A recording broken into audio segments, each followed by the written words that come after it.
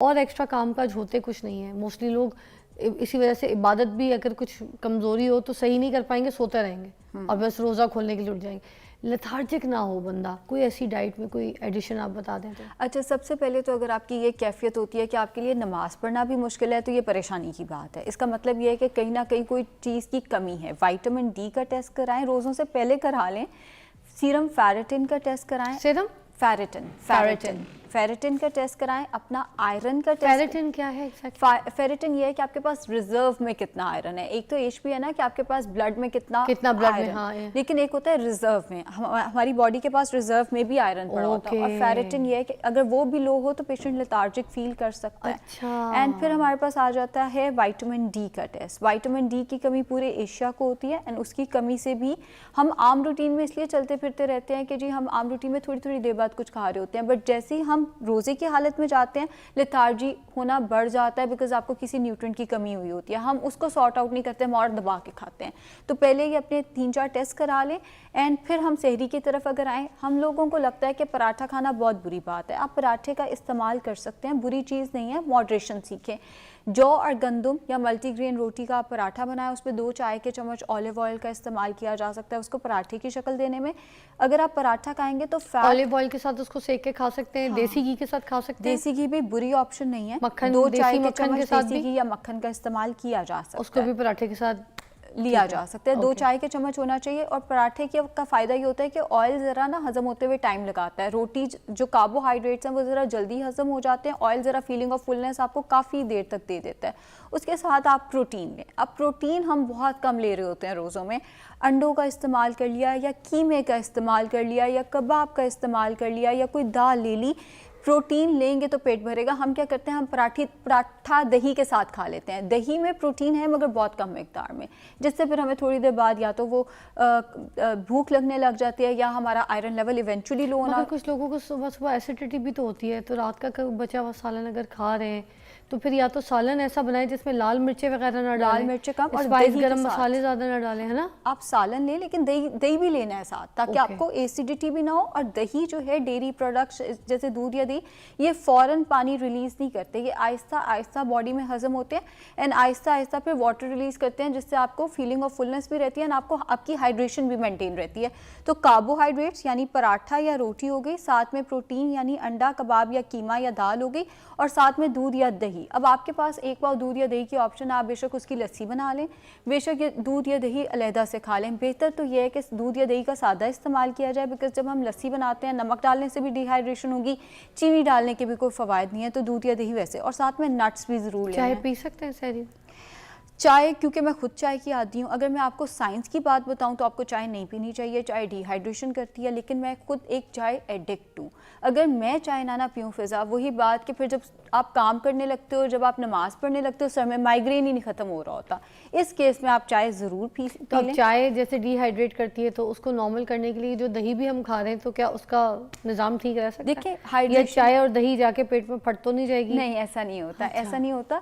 चाय और दही कॉम्बिनेशन कुछ नहीं कहता आपको। लोग दूध और दही इकट्ठा मिक्स करके स्मूदीज़ भी बनाते हैं, तो वो परेशानी की बात नहीं है। आइडियली ये होना चाहिए कि आप अफ्तारी से सहरी के दरमियान में पानी पीते रहें। हाइड्रेशन एक स्टेट होती है, वो ये नहीं कि आपको सहरी की अजान की आवाज़ सुनाई दी, आपने ज़्यादा सारा पानी पी लिया, आप हाइड्रेटेड हो गए। नहीं, अफ्तारी से सहरी तक थोड़ा थोड़ा पानी पिए, ताकि अगर आप चाय का 1 कप ले भी लेते हैं तो इतनी डिहाइड्रेशन ना हो कि आपके लिए दिन गुजारना जो है वो मुश्किल हो जाए। वैसे भी चाय का कप उस हद तक डिहाइड्रेशन आपको नहीं दे सकता। चाय आप पिए एंड साथ में नट्स भी ज़रूर लें, हैंडफुल ऑफ मिक्स नट्स सुबह। हाँ, सहरी में ये भी बड़ी फीलिंग ऑफ फुलनेस देंगे, आपका दिन ज़रा अच्छा गुजर जाएगा। अच्छा। अगर आपको सहरी में कोई चीज़ ऐसी चीज़ जिससे प्यास कम लगे, बस दूध दही, एज आई सेड के दूध दही जो है डेयरी प्रोडक्ट्स, वो फ़ौरन वाटर रिलीज़ नहीं करते, वो आहिस्ता आहिस्ता वाटर। लस्सी फॉर्म में भी? लस्सी फॉर्म में भी।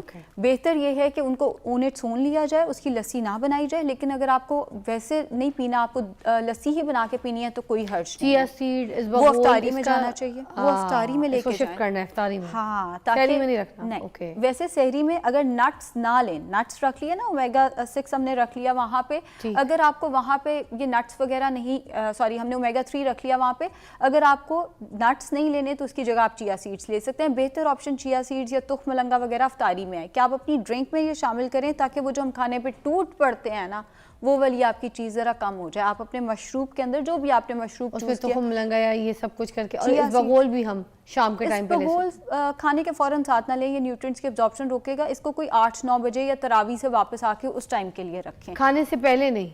अफ्तारी से पहले तो हम फिजा ले भी नहीं सकेंगे। नहीं, अफ्तारी वैसे मैं कही थी कि जैसे अगर हमने प्रॉपर कोई इफ्तारी के बाद खाना खाना है, मील लेनी है, तो उससे पहले ले सकते हैं, उससे पहले ले थोड़ी सकते हैं। फुलनेस भी आ जाए, खाना भी कम खाएं। अगर ऐसा आपने होता है? चिया सीड्स नहीं लिए तो फिर आप इसबगोल जो है वो खाने से पहले बिल्कुल ले लें। ओके। 2 चाय के चम्मच इसबगोल पानी में घोल क्योंकि कर फुल पी ऑफ लिया। फाइबर है तो पेट थोड़ा सा भरा भरा लगेगा, तो खाना ज्यादा फिर मुझे लगता है पेट भर के नहीं खाएंगे अगर हम खाने से आधा घंटा पहले पी लें। बिल्कुल ठीक है, सही है, डेफिनेटली टाइम कर इस तरह सकते ना। हैं, डेफिनेटली ओके, कर एंड सकते इट्स हैं। गुड, डेली बेसिस पे लिया जा सकता है। अगर इसबगोल घुटने, भी हाँ, अगर घुटने का कोई मसला नहीं है तो फिर लिया जा सकता है। कुछ लोगों को घुटने के मसले में नहीं लेना। हाँ, ओके। कुछ लोगों को इसबगोल के इस्तेमाल से घुटने की दर्द शुरू हो जाती है, उस केस में इस्तेमाल नहीं करना। अच्छा। बाकी अगर आपको कोई भी मसला, आप इसका इस्तेमाल कर सकते हैं। हाँ, अगर आप कोई दवाई खा रहे हैं, कोई भी दवाई खा रहे हैं, वो इसबगोल के साथ नहीं खानी। वो फिर इसबगोल उसकी एब्जॉर्प्शन को रोकेगा। वो कोई भी मल्टी वाइटामिन है, वो आपकी कोई ब्लड प्रेशर की दवाई है, वो कोई शुगर की दवाई है, वो इसबगोल वाले पानी के साथ आपने नहीं और लेनी। जो खजूर है उसका इस्तेमाल कितना किया जा सकता है? खजूरें एक ऐसी चीज़ है, हम उससे बहुत डरते हैं। हमें लगता है खजूरों का इस्तेमाल करेंगे तो पता नहीं हमारा वेट कितना बढ़ जाएगा।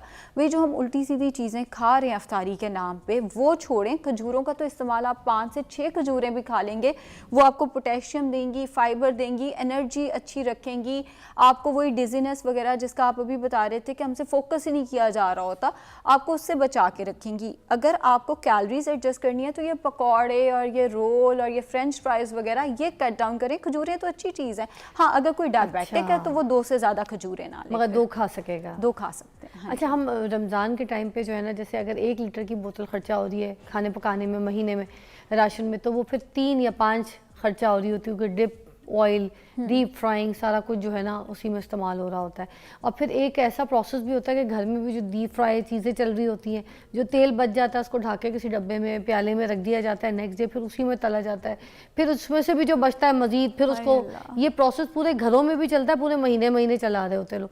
तो ये जो बार बार डीप फ्राइंग रीफ्राइंग इस तरह से इस्तेमाल करते हैं, ये इंतहाई गलत है। और मुझे लगता है कि अब 2025 में तो लोगों को इतनी अवेयरनेस आ जानी चाहिए कि अब पता है हमें कि ऑयल अगर काला हो रहा है, इट मीन्स कि ये खराब हो रहा है। अच्छा, मैंने वो कहते हैं इसमें मछली हाँ, तली थी इसलिए रंग काला हो गया। और फिर मैंने एक पेशेंट से कहा कि आपने तलने के बाद उसको इस्तेमाल नहीं करना, वो काला, उन्होंने काला वाला सारा वो छान लिया। और हाँ, छान लेते हैं। नहीं, ऐसा नहीं हो सकता। आपने एक ऑयल एक दफ़ा इस्तेमाल किया, उसके बाद प्लीज़ उसको डिस्कार्ड कर दें। फिजा, मेरा इसमें ये बात ज़रूर समझाया, आप सही कर रही हैं। बिल्कुल, मेरा ये मानना है कि हमारी ना प्रायोरिटी होती है कि लॉन का एक अच्छा सूट ले लें जो कि 18-20 हज़ार का आता है ईद पे, लेकिन एयर फ्रायर जो कि 18,000 से लेके, अब इट डिपेंड्स कि आप किस कैपेसिटी का लेते हैं। मैं कोई ब्रांड तो इंडोर्स नहीं कर रही।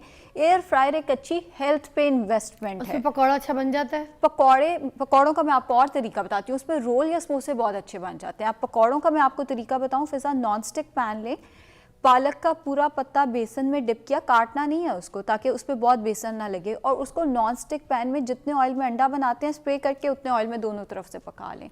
पालक नहीं तो आप अनियन का पूरा रिंग ले लें, 5 से 6 अनियन के रिंग्स डिप किए बेसन में, जितने ऑयल में अंडा बनता है उतने ऑयल में पका लिए दोनों तरफ से। क्योंकि एयर फ्राई में ना पकौड़े का जायका वैसे नहीं निकलता जैसे हम पसंद करते हैं पंजाबी लोग। अगर आपको ये भी नहीं पकौड़े लेने तो जुकीनी के, जो जैसे फ्रेंच फ्राइज हम काटते हैं वैसे जुकीनी को काटा, उसको बेसन में डिप करके वो दोनों तरफ से, या बैंगन के पकौड़े बड़े पसंद किए जाते हैं, बस उस पर बेसन ना लगाएं, नॉन स्टिक पैन में थोड़ी सी ऑयल में दोनों तरफ से तल लें। एंड अगर आपने एयर फ्राई करना है तो चिकन के पकौड़े बहुत अच्छी ऑप्शन है। चिकन क्यूब्स लें, उनको बेसन में डिप करके एयर फ्राई कर लें, बड़े मज़े के बनते हैं, क्रिस्पी बनते हैं। स्पाइसेस अपनी मर्जी से डाल लें। एग्जैक्टली। और एक इन्वेस्टमेंट मैं चाहती हूँ कि हम सब करें, वो है एयर फ्रायर। किसी भी ब्रांड का आप अपनी कैपेसिटी के हिसाब से लें। हम ईदों पे इतने महंगे महंगे कपड़े खरीदते हैं, हम अपनी हेल्थ पे इन्वेस्ट नहीं करते। अगर आपने एयर फ्रायर नहीं खरीदना, मुझे एतराज़ नहीं है, लेकिन वो ऑयल आप दोबारा इस्तेमाल नहीं करेंगे। वाह, क्या बात है। थैंक यू सो मच, बहुत बहुत शुक्रिया, बहुत अच्छा गाइड किया। इस रमज़ान हम अपना ख़ास ख्याल रखेंगे, और हमारी सेहत है तो सब कुछ है, क्योंकि सेहत हज़ार नेमत है।